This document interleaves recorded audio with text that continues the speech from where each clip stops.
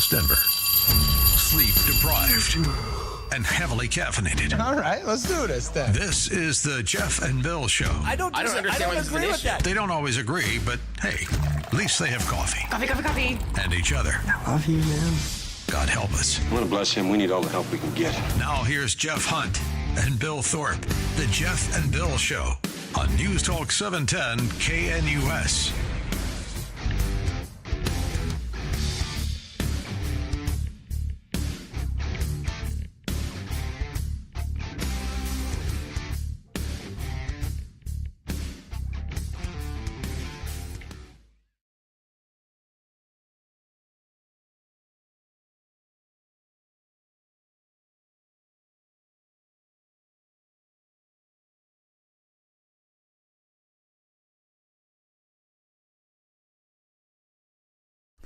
Oh, it's 6 a.m. in the Mile High City.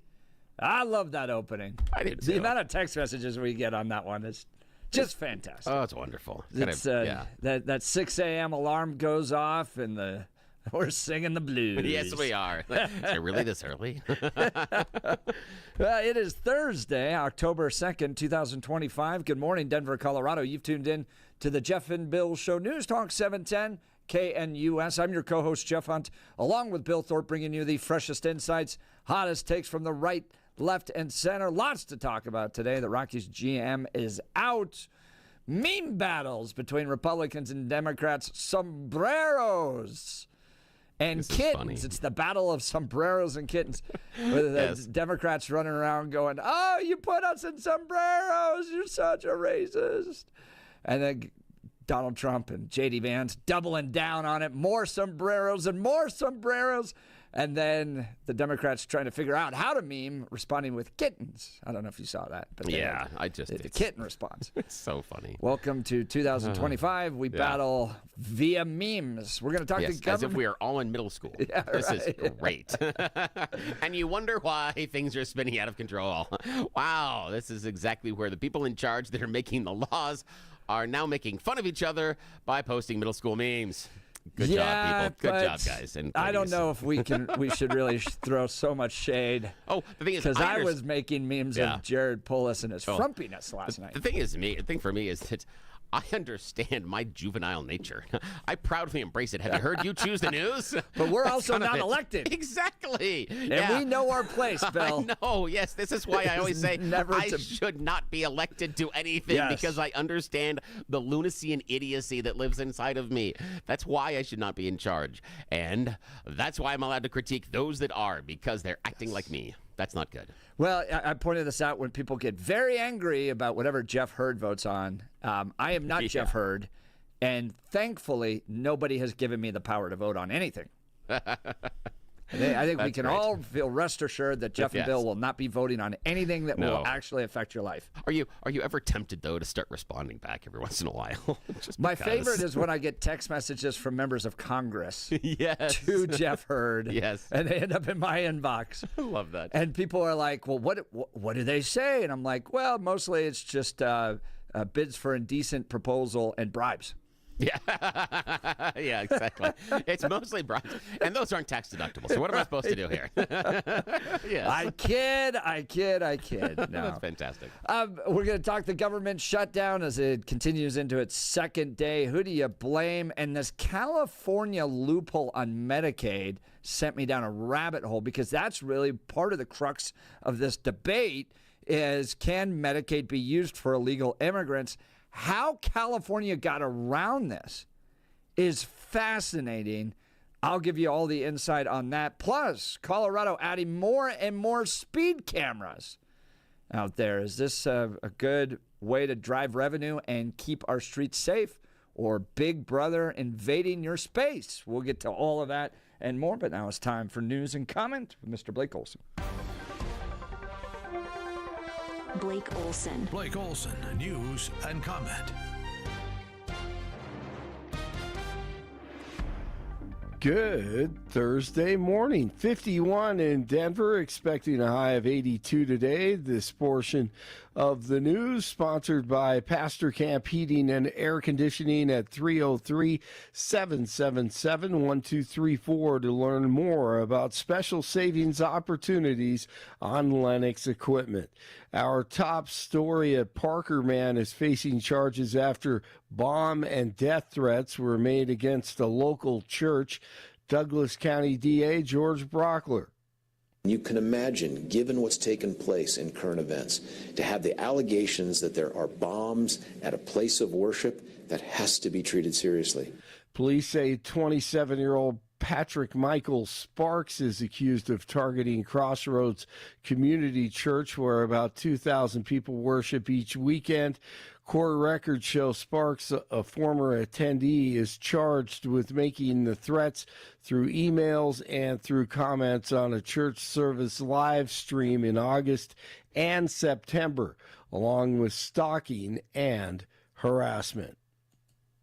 You already see, I think, the Democrats cracking a little bit because they realize it's such a preposterous position to say, we're going to shut down TSA, we're going to not pay our troops because you guys won't give us benefits for illegal aliens. It's crazy, and I don't think it's a tenable political situation for them to be in. VPJD, this ridiculous shutdown enters its second day and could last until tomorrow, with some senators out for Yom Kippur. Here's Jake Tapper trying to help Hakeem Jeffries, or maybe not. So let me ask you about a provision that the Republicans are talking about quite a bit. I know you want to talk about, and Democrats want to talk about, extending the Obamacare subsidies, which expire at the end of 2025. But they talk about the provisions, and it's right here, Subtitle E, and this has to do with the repeal of health care subtitle changes, and specifically what it is. How they characterize it is you want to give health insurance to undocumented immigrants. I understand that's not really an accurate depiction, but what it does do is... It's a lie. Or is it? They continue. It's a lie, but what you support does bring back funding for emergency Medicaid to hospitals, some of which does pay for undocumented immigrants. A lot of which does. People who don't have health insurance. And also there is this provision, and it's not about undocumented immigrants, it's about people with asylum seekers and people with temporary protected status, et cetera, but about their ability to get Medicaid. So they're non-citizens, they're not undocumented, they're not illegal. Why even include that in a bill knowing that they're going to seize right upon that and use that? Oh, but they aren't, but they are. Oh, man.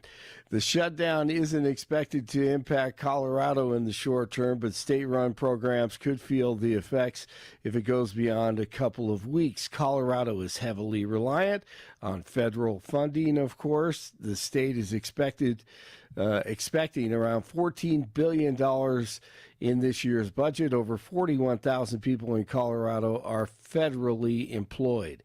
At least 4 people are injured after an attack outside a synagogue in Manchester, England this morning on the Jewish holiday of Yom Kippur.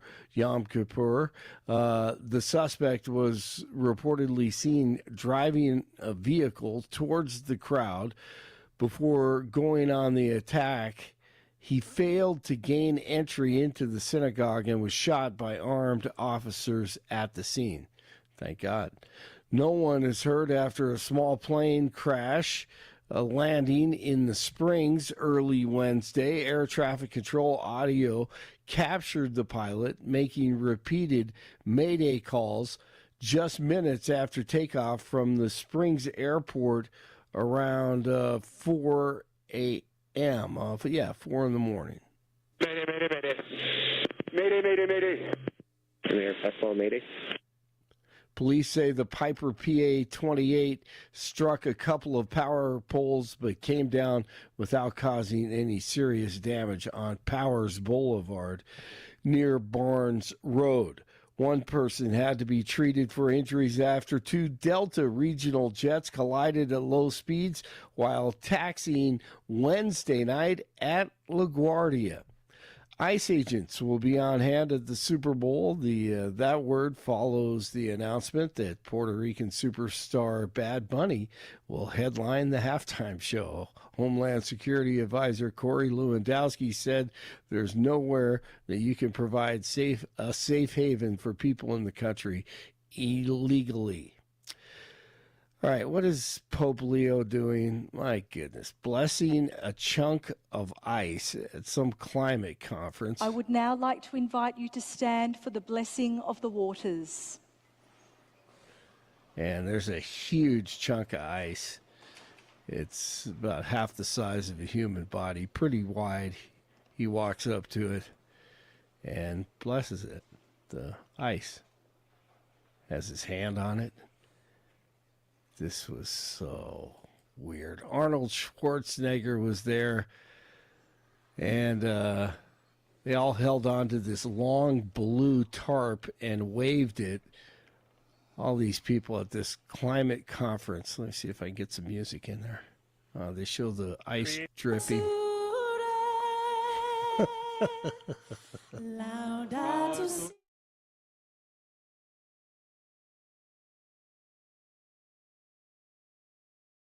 Video. Wow. Rockies GM Bill Schmidt announced his resignation Wednesday. Rockies finished with one of the worst seasons in MLB history. 43-119. Schmidt has served in various capacities since 1999. Hold on, his record was 43-119. No, the Rockies. Oh, they just were this last year. Yeah, okay. This last season. 43-119. Oh, they won 43 games. Yeah, and we'll still go out to the ballpark. Keep on going. They'll find someone else. Good luck. Good luck to the next GM, From 2022 through 2025, the Rockies compiled the worst cumulative record in baseball, consistently finishing last in the NLS West while posting a 231 to 417 record. We're number so one. A winning percentage of .357. Yeah, we suck. Oh, it's a great place to take the His tenure includes 3 consecutive 100-loss seasons.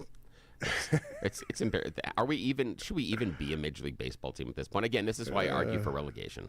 I argue for relegation. That would fix this problem a lot. When the big fat cat owners realize that those giant TV contracts dry up because your team sucks, yeah, they scramble. All of a sudden, winning becomes somewhat important. It's very interesting how that happens. Mm-hmm. Yeah, but that again, is true. They'll get their priorities as Blake outlines, Coors Field is a wonderful venue that's basically a food court where they also have some sideline entertainment of baseball that sometimes happens. That's it. That's all it is. It's a wonderful night out where you can go and drink and have food with your friends. And also, there is a floor show. It's no different than dinner theater, except that the Rockies don't come up and ask you for your order. Right. That's all it is. That's right. Yes, Coors Field is now dinner theater. And you know, Cubs fans and Cards fans and Yankees fans and Dodgers fans who live here, they love it. They get to see their teams, best things in the world. Yeah. They go see their team in an amazing ballpark in an incredible setting with fantastic for like food. $5. Yeah, and they know they're gonna win. Yeah, right. Exactly. Get great seats. Exactly. How this is beautiful. No wonder. Yes. Yeah. Get to see the sunset. Yep. It's incredible. I saw something in Rockies. this is how bad our team is, okay? I saw something in The Onion about 3 weeks ago, okay? This is The Onion, which is a national publication that is satirical. And in the sports section, it said, scalpers now raising the price of Rockies tickets to $11. That's funny. When The Onion is mocking us nationally about how we suck, that tells you exactly where we are. That tells you exactly where we are. Yeah. Yeah, I mean, there are a lot of advantages to have a losing team. I mean, you can find the best seats. And dude, all my friends from New York, like all my radio friends that are here that are either, this is the weird part, okay? A lot of my radio friends, few of them Yankee fans, a lot of my radio friends Mets fans, which I think explains a lot about radio people. Just the idea of us picking losers all the time. So, okay, now all my fans that are New York radio people love it because when the Mets arrive, they're like, I can get amazing tickets. I could never see sit here in New York, and they're like, and we win. This is wonderful. Right, exactly. Yeah, they love Don't the have to experience. deal with the humidity and none the of that. traffic and, but you have to deal with the homeless people just like they do in New York. Exactly. But they know how to deal with them outside the already. They stadium. just insult them, and that's it. Yeah, right. Hey, I'm walking here. Yeah, man. exactly. All right, so Billy and Jeff will try to figure out who the next GM is for the Rockies. Niners at the Rams tonight. It all comes down to football. Football season, once it kicks off, nobody cares anybody anyway. NFL back tonight. 2 3-1 teams back in action this evening. 50 in Centennial, 49 in Superior, 51 in Denver. Jeff and Billy continue. Blake Olson, News Talk 710 KNUS. Your KNUS forecast for the Denver metro area calls for late summer rather than early fall-like weather conditions today into Friday, as we're going to be looking at temperatures a good 10 to 12 degrees above average, mid and upper 80s for highs. Sunny, dry conditions, mid-50s tonight, 70 Saturday, 60 Sunday, weekend showers. Weather is a service of L&L Heating and Air Conditioning. For quick, trustworthy, and dependable service, call L&L Heating and Air Conditioning at 720-851-1691. Visit them online at bestdenverhvac.com. That's bestdenverhvac.com. You'll be comfortable with L&L. I'm meteorologist Mark Huer in the 710 KNUS Weather Center.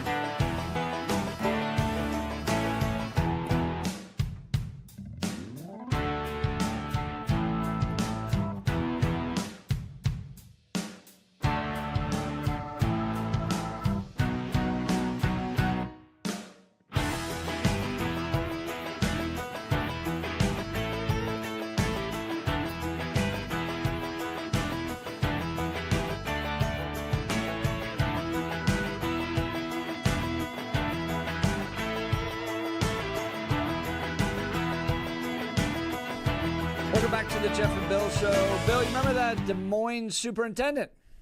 Yes, I do remember him. Our friend that was running around with guns, cash, knives in his car. Yes. Busted yes, by I do remember him. ICE. Yes. Well, apparently he never completed his doctoral degree. What? He never completed it? The Des Moines Register. Oh, jeez. Des Moines superintendent did not receive the doctoral degree he frequently claimed. The superintendent of the Des Moines Public Schools did not obtain a doctoral degree from a Maryland university he had claimed for many years. Ian Roberts, who was arrested by ICE on Friday, September 26, now facing deportation, has long stated that he received a doctoral degree, if I remember correctly, in urban education from Morgan State University in Baltimore, but a university spokesperson told the Des Moines Register that Roberts did not obtain a degree from the school despite attending the school from 2002 through 2007. So he's going to school for 5 years. Jeez. Never got it. Spokesperson for the school, who did not provide their name, wrote in an email that Roberts pursued a doctorate in urban educational leadership. Roberts had claimed several times that he completed the doctoral degree program at Morgan State, including in a 2009 self-published book, Prisoners or Presidents, the simple things that change everything when principles lead like lives depend on it. Des Moines Public Schools used similar language in a November 2024 article on its website about Roberts' induction into the Coppin State University Athletics Hall of Fame. Roberts excellent academically and completed educational programs at Coppin, St. John's, Morgan State, Harvard's Graduate School of Education, Georgetown School of Business, and an MBA at MIT's Sloan School of Management. Are we sure about that? Yeah, right. I know. That's a lot. That is a lot. But again, I had no idea that we could so freely lie on our resume. I got to start applying for different jobs because if we can just lie and nobody's checking, I'm going to start inventing a whole bunch of stuff. Yes. I got a lot of things here that I'm going to add to my resume. Comment of the day on the article. Dear Iowa School Board, I am a prince from Nigeria. I have 7 PhDs. I was the administrator for the Royal Court of Swahili and was awarded His Majesty's Medal. I am proud to be your next superintendent. Thank you. Oh, that's fantastic. He should have just said, I also recently won the lottery, and I just need help getting the money out of the country. That's okay. Now, what we've seen so far in this with the Iowa school superintendent is one, failure to figure out whether or not he was actually in the country legally to work, and then 2, failure to check his credentials. Who's checking this, and what are these companies? Because I understand they farm this out to a third party. Who's doing this? How do these companies stay, in business? The other part is this. Okay, we have lamented on this show that the hiring process right now, if you're looking for a job, is just flat out broken. It is broken. Those job websites, mostly worthless. Yeah. The job postings that you have on company websites, a lot of them completely and totally worthless. The screening process, normally done by electronics, which means usually that is dependent upon the keywords and the search items they put in, not looking at your experience or resume and then seeing if someone could understand how skills cross-apply.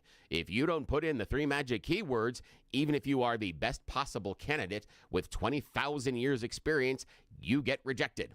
Yeah, I even had a friend that went through a job interview recently where the interviewer was AI. They were asked questions by AI and given a chance to respond through video. You could review your video answer and then re-record if you wanted. That was the interview process. Do we really think we are going to be finding the best employees when we are going through the search process this way? Look what just happened when they're trying to hire a superintendent in Iowa. I'm just guessing that might require, just maybe, might require a bit more due diligence than hiring a restaurant worker or someone that's a talk show host. Just saying that if you're going to hire a superintendent and the screening process fails on this level, what in the hell are we doing? If you're out there and you're struggling to find a job, here's the thing. It's broken. It is broken. And this shows it. You think it's difficult finding a job, it's because the system we've set up is just ass backwards. We got a guy that's not qualified to do the job that gets a job as superintendent in Iowa after getting a previous superintendent job. So somebody else also failed their job screening. $200,000+ a year, too. Yes. Bill, you're going to love this. Oh, goody. You want to know what his undergrad is in? Oh, jeez. Please. If it is not in soccer coaching, I'm going to be disappointed. No, what is it? Criminology. Maybe that's why he knew. He's like, I know exactly the rules that I can break. This is great here. Criminology. Oh, Ian Roberts got a degree in criminology. Now, Des Moines has also reached out to Harvard, Georgetown, and MIT, but they have not responded regarding those credentials. Here's the ridiculous part.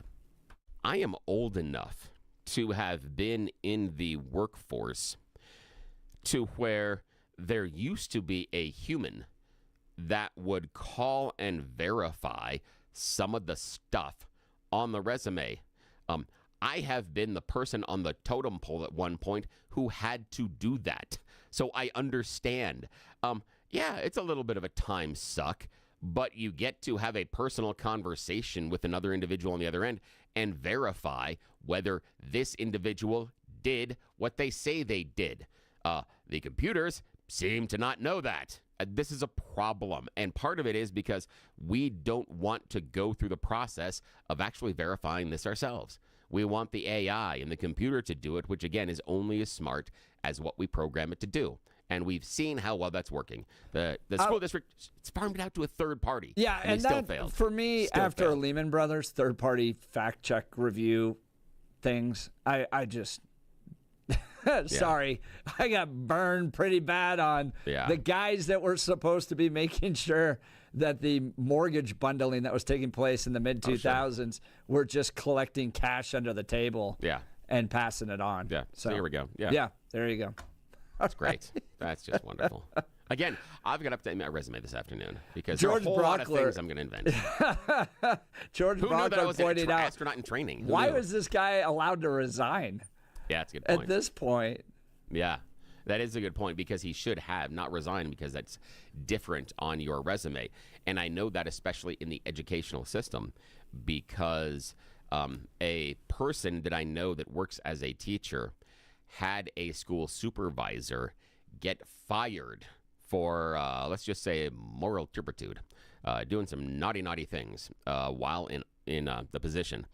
And after you got fired, they couldn't get an educational job anywhere else in the state because of that on their resume. So that is important. And I think that if this individual, this superintendent, committed the fraud on this level about degree and immigration, why would you want to protect any future employer? That's the thing that I don't understand. When you go ahead and fire this guy, you are putting a red flag and you're helping any other potential employer. If you let him resign, you're providing cover and allowing him to lie to the next school district, the next group of teachers, the next group of people down the road. So you're an enabler. Well, and I don't want to say that lying on your resume directly leads to arming yourself with a gun, hunting knife, and $3,000 cash while serving as a superintendent in a public school system, but they seem a little linked, right? That if you're willing to lie about your resume, you might be willing to do other crimey things. The other part is that if you're lying about your resume, then who I'm seeing on that piece of paper and who I'm hiring isn't who's in person, who I'm hiring. That's the issue for me. In charge of 30,000 kids. That's exactly for me, is that those lies on the resume, I'm not hiring who you say you are. So what the hell? Regardless if it's this little lie, this giant lie, it's just not the same thing. So, again, I've got to update because who knew that I also am involved in some cancer research right now, too, because evidently that's going to go on my resume this afternoon, too, because nobody checks. Breaking news coming through on the Daily Caller. They have hired a new superintendent for Des Moines School District, Tay Anderson. Yes, exactly. He's going there, yes. And what he is most concerned about is all those very, very slippery surfaces outside the schools. All those stairs, that asphalt, those that sidewalk, those are dangerous surfaces. You could go down at a moment's notice. If someone just accidentally touches you, you could fall. Those are dangerous, dangerous surfaces. That's going to be his first thing. He's going to create safety around that. We'll continue. Lots more to talk about, including the meme battles, sombreros v. kittens, coming up next. You're listening to The Jeff and Bill Show. What timeline are we in? This is Denver's Talk Leader, News Talk 710 KNUS.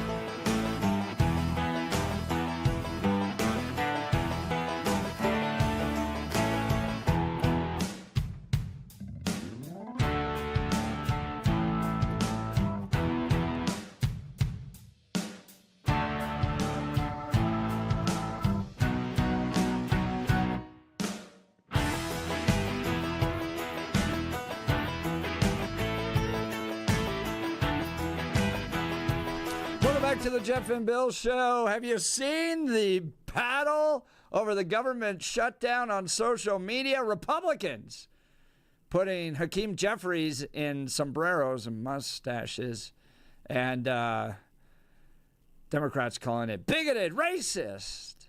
The Republicans doing it because they're making the argument that the funding that the Democrats want out of this government shutdown battle is going to go to provide health care for illegal immigrants. Democrats say, no, that's not the case, but that's why Hakeem Jeffries is being placed in sombreros, and Democrats calling it bigoted. Do you think it's bigoted?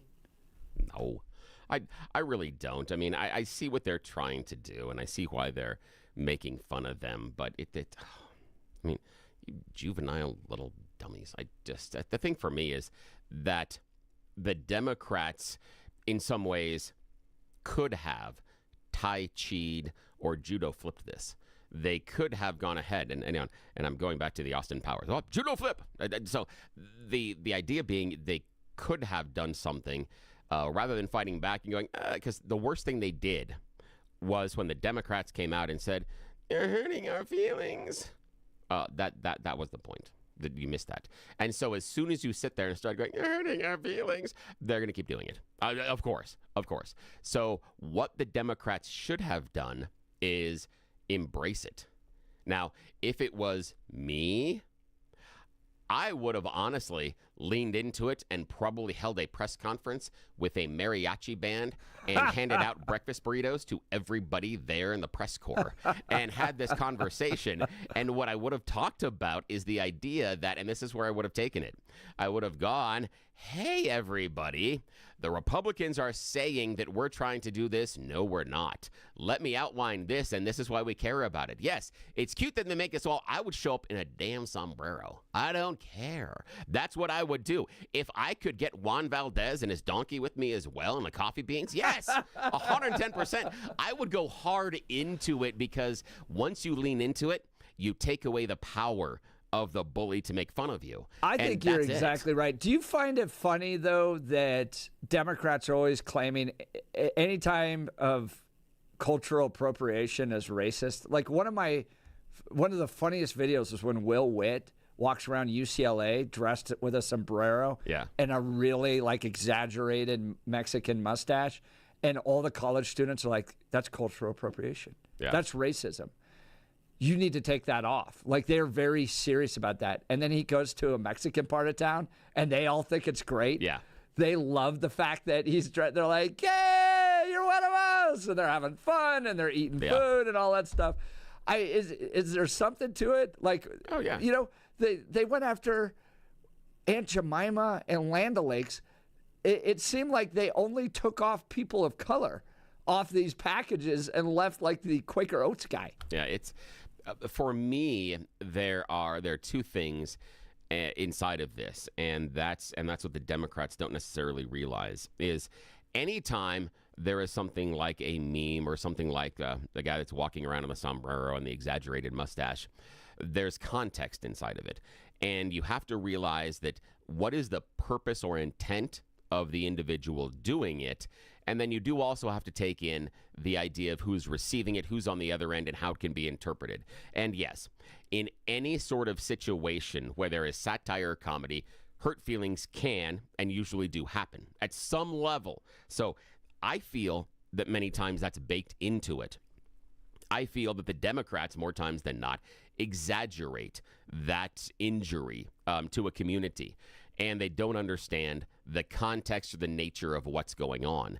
And that's where I think they miss some of the satire and comedy, and they give it too much power.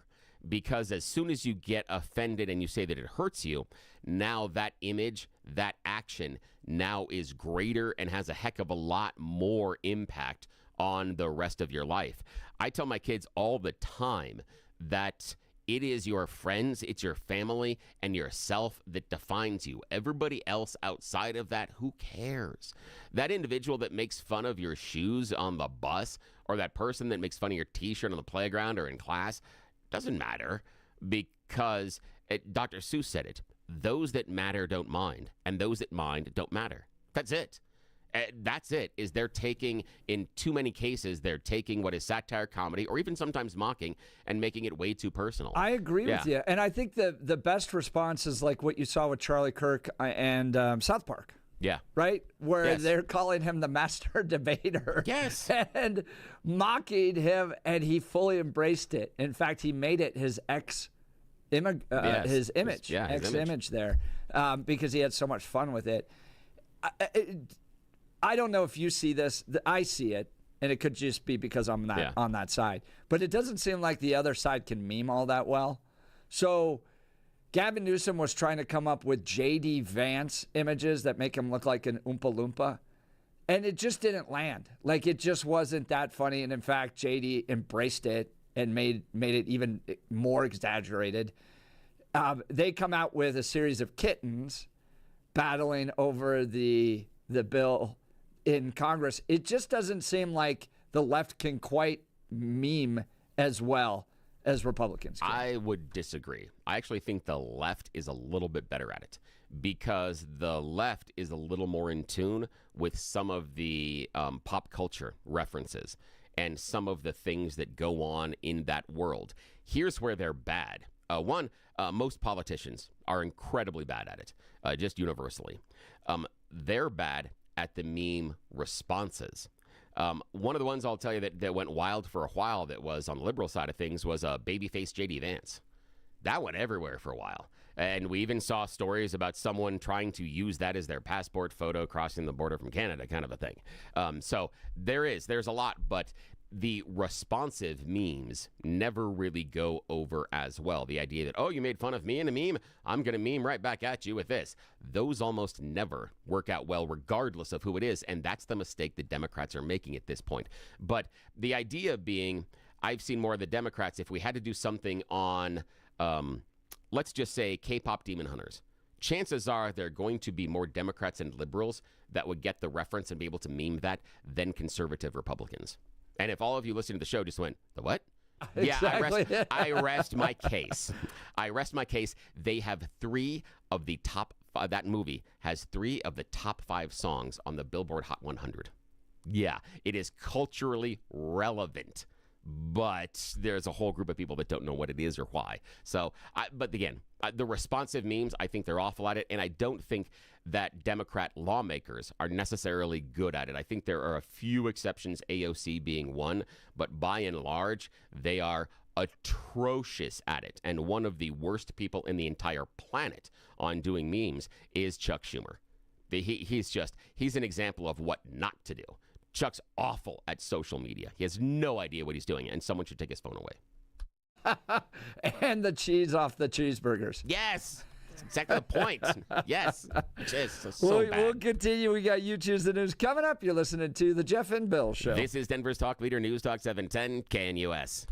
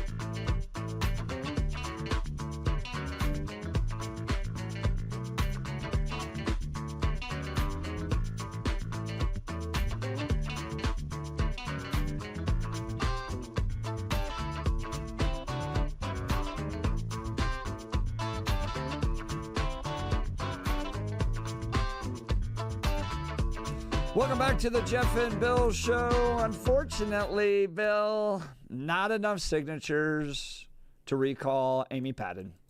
Oh. Did you see that headline? No, I did not. Yeah, they ended up not getting enough signatures. They didn't turn in any, but if you remember, Amy Padden released the guy that ended up driving 90 miles an hour into and killing a 24-year-old woman. And the guy was like 15 years old, illegal immigrant, took his mom's car. There was like 5 crimes in the headline alone. Yeah, and she was like, free pass. Yeah. Probation. Yeah. But really, they couldn't get enough signatures on that. Yeah, it's a big mountain to climb. You had to get 75,000 signatures. That is a lot. Yeah. So that is a lot. They weren't able to do it. But we'll have to keep working to keep Amy Padden accountable. I mean, she ran. This is what I've always said about Amy Padden is that she ran as a progressive, weak on crime, criminal first, liberal. Like, if you go to her website, it's all that written right there.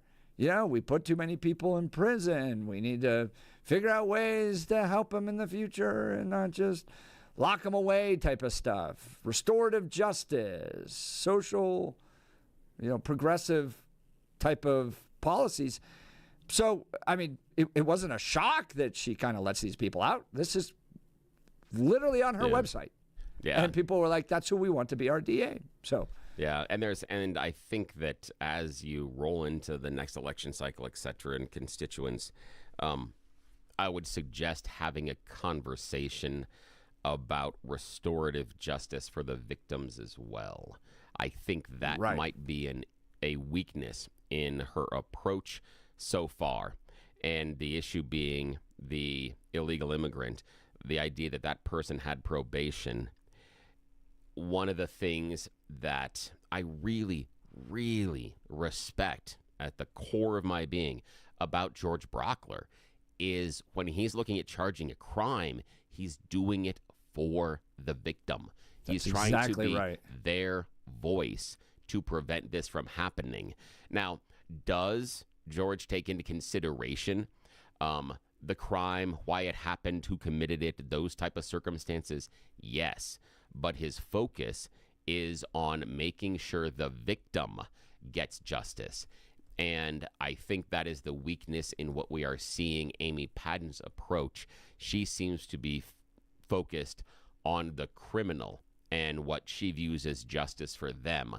And I think that's an opening. If you are looking to attack or bring her out of office or whatever it may be, I think that is your line of questioning and reasoning is what about the victim? And I've been a victim. Yes, Granted, the crime wasn't terrible, but it hurt for 2 days. When I got assaulted down at the anti-ICE rally, and the way it's designed is that the state or the city or the county steps in so I don't have to go down there and go, hello, Judge. Yeah. Judge, see this guy here? He kicked me in the back. They step in and go, we are going to seek justice on behalf of the victim. And I've said all along that Denver police, Denver city attorneys, and Denver victims advocates did a fantastic job. Like, they took it really, really seriously. They really did. And they got justice. I have no complaints whatsoever. And George does that as well. Now, the goal is, when you're getting justice, not to punish the guy in perpetuity forever and ever and ever. Yeah, absolutely. That'll be reasonable. That'll be God's job when we die. But it is to seek a measure of justice to hopefully prevent those crimes from happening and give the person the opportunity to improve their lives moving forward. Yeah, and there are... Okay, I could go on a huge rant right now on a side thing that makes me really mad about how we also don't do this, not just in the criminal justice system, but in the educational system. There are so many times that we do not hold these students responsible for the choices they make, whether that be skipping class, whether that be not turning in assignments, or even getting into fights in the hallway or in the parking lot, over and over and over again inside the educational system. Those kids are not held responsible for their choices, and then we are surprised when they're outside of the educational system and they believe that everything else works that way as well, because their most recent interactions with anything close to being held responsible for bad behavior is in that system. So it's not unreasonable to assume that's how they view everything outside. And then we go ahead and we reinforce that in many cases. Yeah, it's a problem. Well, recall elections have been added to the Colorado Constitution beginning in 1912. Records show there's only been one district attorney recall election. That recall election, which happened in 2005, was unsuccessful. So this was a tall mountain to climb. I appreciate Danielle Jurinsky putting the pressure out there. Hopefully the message was sent to Amy Padden. Ultimately, it's going to require an election to get Amy out, and I hope we'll have a better DA moving forward. But Amy Padden, at this point, continues her work as progressive DA of the 18th Judicial District. All right, Billy, speaking of inappropriate behavior never being held accountable for, you choose the news. Yes, we're never held accountable for our questionable choices because at this time of the morning, nobody in charge is awake. Yes, we play America's favorite fake radio news game show at 6:50 in the morning here on 710 KNUS because no one's awake. I have spent mere moments going through the interwebs and trying to find stories about us humans, then giving them even more ridiculous headlines so that we can do this silliness, because why not? You know, when we are left unsupervised, as Jeff's parents and my parents learned during our teenage years, sometimes things can go sideways. But those are stories for another day. Wait until the statute of limitations expires. We still have a few years on those. Alrighty. Now, as always, Blake Olson joins us from the news department. Gentlemen, here are our choices this morning. Headline number 1, Night Juice. Headline number 2, Don't Feed the Animals. Headline number 3, Immigrants Taking Over. And headline number 4, Angry. Mr. I'm Hunt, angry. Yes, I am angry. A woman in Kentucky, in Louisville especially, is accused of being very angry over her order of pizza. Yes, she's accused of damaging a Little Caesars restaurant after she learned the extra sauce wasn't free. Louisville police say that Brianna Haynes was arrested for criminal mischief. She called in an order to Little Caesars. When she came to pick it up, she asked for extra sauce. The worker explained there is an extra $1 charge. Police say that's when Haynes became irate over $1. So she decided to cause more than $1,000 in damage to Little Caesars. Surveillance video shows her knocking items off the counter, throwing things around, including the computer register, which is mightily expensive. Yes, over a $1 charge for extra sauce. Sometimes it's the straw that breaks the camel's back. $1. Like, don't you have that in your couch? Crazy. $1 just losing. Okay. So, side note, just for a sec here. We're talking about Little Caesars. Saw a dad the other day on social media talking about how he was getting his young 3-year-old to bed, and the 3-year-old said tomorrow she wants, Daddy, can we have Skittles fever?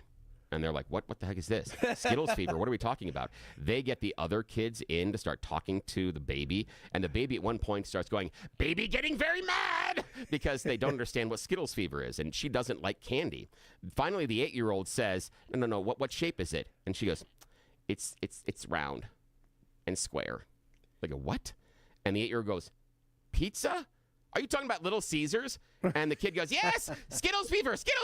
So that's awesome. After that, I think kids should be allowed to name everything. Yes. Skittles fever is much more fun. Okay, sorry. Love it. I love that story. Okay, now here we go. Blake, your choice, sir. Night Juice, Don't Feed the Animals, or Immigrant Takeover? I'm going to regret this, but night juice. Night juice. Yes, you should. We are in India for this one. A generic cough syrup manufactured by a pharmaceutical company has led to the deaths of 2 children and at least 10 others that have been falling ill in just the past couple of weeks. This is absolutely horrible. Some batch of the cough syrup, which contained the compound dextromethorphan hydrobromide. It's manufactured by a company in India, and the deaths only came to light earlier this week after a boy of 5 years old died hours after being given the drug. That caused other families to go, wait, this is what happened to our kids over the past couple of weeks as well. But don't worry about this. Dr. Trakyard Yogi was there during a press conference to proudly declare that cough syrup is completely and totally safe. And just to prove it, he gave a dose to himself. No. And then passed out several hours later. Wow. Yes. Yeah. Passed out, fell That's unconscious. When Hickenlooper drank fracking fluid. Yes, exactly. The doctor was driving in his car, felt drowsy, parked on the side of the road, and fell unconscious. He was actually revived by EMTs. Ambulance driver also reported similar symptoms after being given the cough syrup by the doctor as well. Wow. So, yeah, the doctor said, no, this is perfectly safe. Of course not. Yeah, and no, it's not. No, not at all. Passes out himself. Okay, final choice this morning. In India. I know, exactly. What's quality control? Who cares? Okay, we got more than enough people anyway. Okay, now, Jeff, your question. So your choice, sir. Don't feed the animals or immigrant takeover. Don't feed the animals. Yeah, don't feed the animals. We find ourselves in California for this one. Parents in California community are concerned after they said their children were fed like zoo animals by a stranger through the fence at school. Yes, one of the students said, daughter's now afraid to go back to school after a man reportedly fed the kids grapes through the fence during recess. Just like at the zoo. He comes by and just feeding the kids grapes. Yes, through this chain link fence. I'm sorry, the visual's fantastic. Craziness continues. Yes. You listen